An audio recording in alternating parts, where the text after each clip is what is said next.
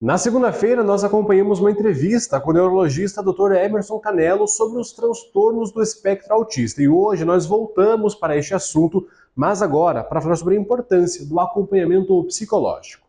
Todos nós sabemos da importância do tratamento do autismo. Eu estou aqui com a Maria, psicóloga, que vai nos explicar como funciona essa avaliação neuropsicológica. Então, o pai ou o professor percebeu algum sintoma, algum sinal na criança, encaminha para a psicóloga e ela vai nos contar qual é esse procedimento. Tudo bem, Maria? Tudo bem, e você? Tudo bom.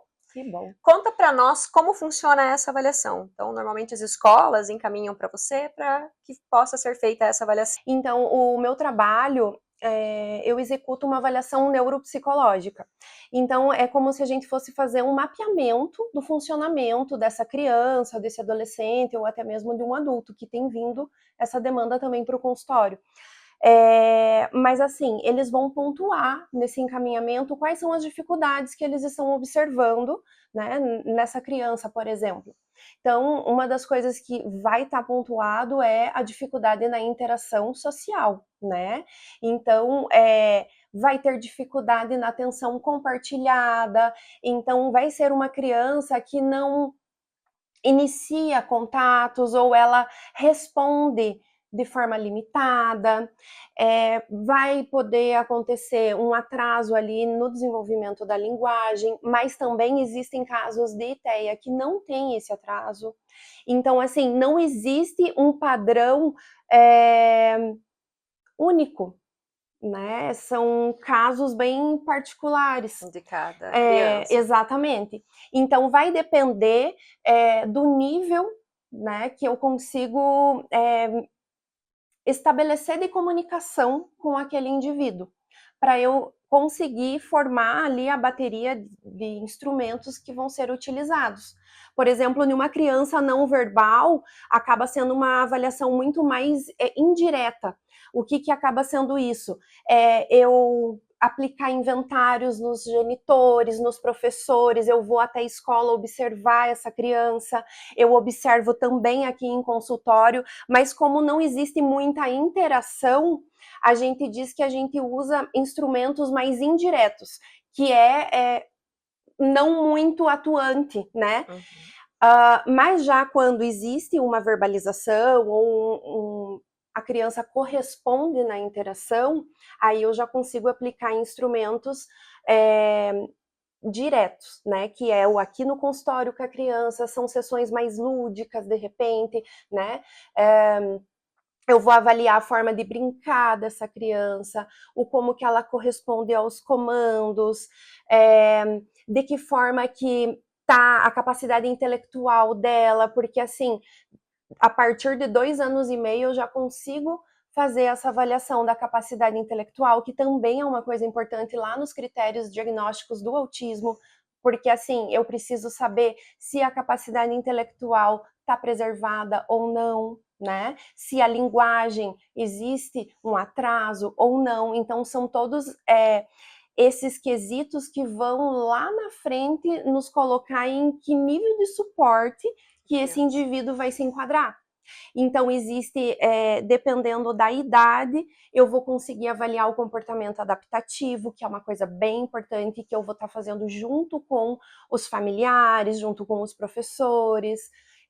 Existe todo um trabalho para a gente conseguir até ter mais para frente uma avaliação do que eu consegui de desenvolvimento dessa criança. Então, de um primeiro momento da avaliação para depois ver o que ele evoluiu, né?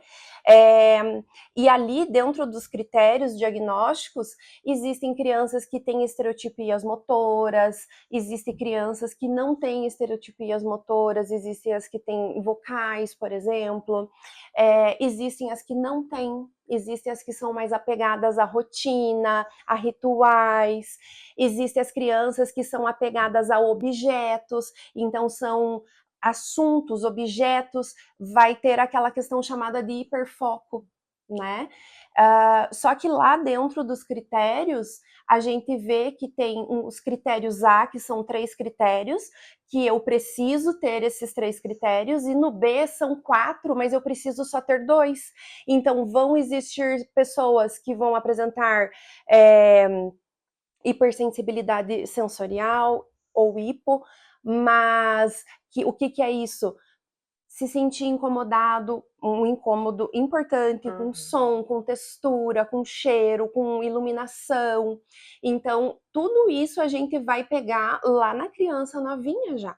Então, quando eu vou na escola, essas questões elas ficam mais evidentes do que em um ambiente controlado, como na casa da criança, quando a mãe me manda um vídeo, ou aqui no consultório que só sou eu e ela, né? Mas tem coisas sutis, por exemplo, no tapete do consultório, às vezes eu levo até o pátio, a gente já vê que existe uma certa resistência em se aproximar, ou até com a grama. Então, existem coisas, por exemplo, uma criança que eu avaliei esses tempos, ele se incomodava até quando o ar estava ligado. Então, existe uma sensibilidade com a temperatura diferente, existe com o barulho da máquina.